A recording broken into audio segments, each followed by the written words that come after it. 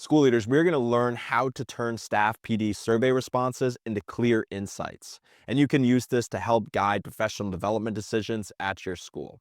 But my name is William Groovy. I'm the founder of Groovy Education, and we deliver AI PD at all of these schools here. But in this video, I do not want to waste your time. We're going to get straight into our step-by-step guide. If you want to follow along with me and get the prompts that we're going to use with ChatGPT to do exactly this, it's just going to be the first link in the YouTube description. It's completely free, so you can go ahead and grab a copy there. But step one, of course, is we just need some data to analyze. So I linked up some mock survey results data in here, where we asked teachers what they found was the most helpful over the past year, the preferred format for PD, the PD relevance over the past year, support in applying PD, so are they being supported, a wish list topic, and PD improvement suggestions. And we're going to take this, we're going to analyze it.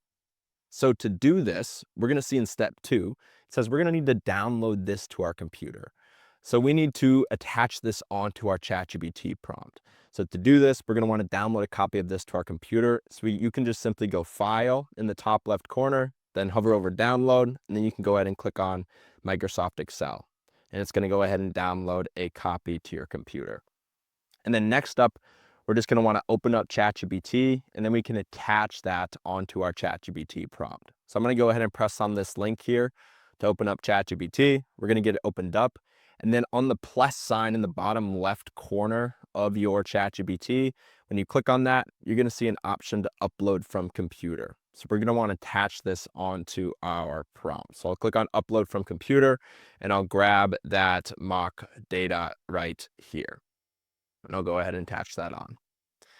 And you can attach absolutely anything onto your ChatGPT prompt, whether it's a policy document or whatever it may be. That's the way to do it. But then in step 4, we have this prompt here, which is going to analyze our data. And this is a very, very good prompt, so I highly recommend checking it out. Again, you can get it in the first link in the description. But it says, hey, act as a school data analyst, analyze the staff PD survey with teacher responses, break down each question, and give me the most valuable insights possible for school leadership decision-making. For each survey question, we want to present a clear summary of results, highlight the top 3 trends or findings, identify actionable takeaways that a school leader could implement. Then we just gave it some more instruction on, hey, if it's a Likert scale question, this is what we should do. We should calculate the average, SPET, and the spread. If it's a multiple choice question, we're going to include percentages for each option. If it's a short answer, we're going to summarize key themes and quote 2 to 3 of the most powerful responses. And we're going to use bulleted points and simple wording through this all. And then here I just let ChatGPT know exactly what questions are in this. And then I just said, hey, attached is an Excel file with all the responses in the exact order above. So this follows our prompt design framework, the role, action, format, and context framework. And if you want to learn how to design prompts like this, I linked it up in this guide as well. This is a very, very good prompt that's going to give us a very, very good output. So all you have to do this is you can simply take a prompt like this or make your own. I'll head over to ChatGPT and I'll paste it in, and I can send this through. And then ChatGPT is just going to go ahead and work some magic and do all of this data analysis for us. But ChatGPT is really just like having a full-time data analyst on payroll that you can go to analyze any data.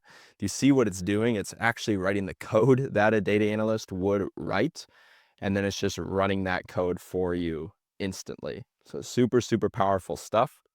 But we are going to get exactly what we asked for. It's going to break down each question. For the multiple choice, we got our percentages, we got our trends, we got our actual takeaways. For question 2, again, it was a multiple choice. We got our percentages, trends, actual takeaways. This one was a Likert scale. We got our average, we got our standard deviation, and we got our distribution, 3 trends, actual takeaways. But I think you get the point. It's just going to give us exactly what we ask for, and that's the power of a super specific prompt like this one here. But when it comes to that open-ended question, here's where it can get very, very, very powerful.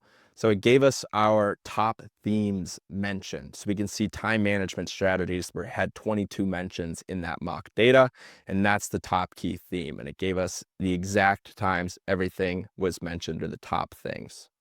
And then the same thing goes for our other open-ended question. Again, it's going to give us those key themes there. And then we got our quotes of the most powerful responses that we got.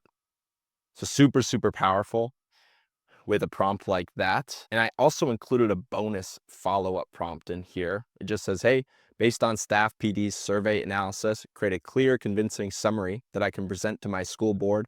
The goal is to show why our school should invest in high-quality AI training for staff. Highlight any themes in the data that show a desire for innovation, personalized learning, or tech support.